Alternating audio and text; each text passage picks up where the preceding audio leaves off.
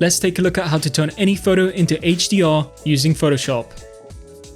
You've probably seen lots of HDR photography on Instagram during the early days of the platform, and even now, the community is ever growing with over 12.9 million photos published on the HDR hashtag alone.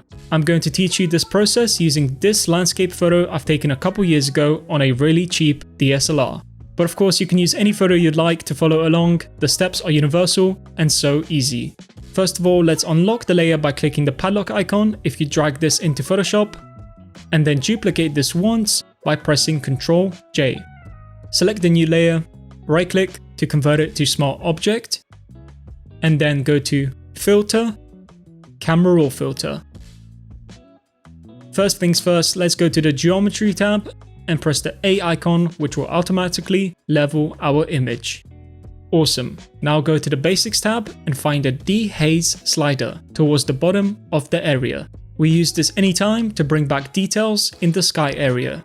I'm going for around 40 since I don't intend on distorting the clouds. Don't worry about how saturated it looks for now, as we can modify this later.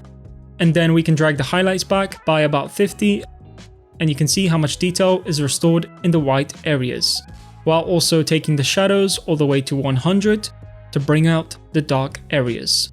Now most of our image is set. If you like the gritty look, you can use the clarity slider to your advantage, but I'll leave it untouched due to my own preference.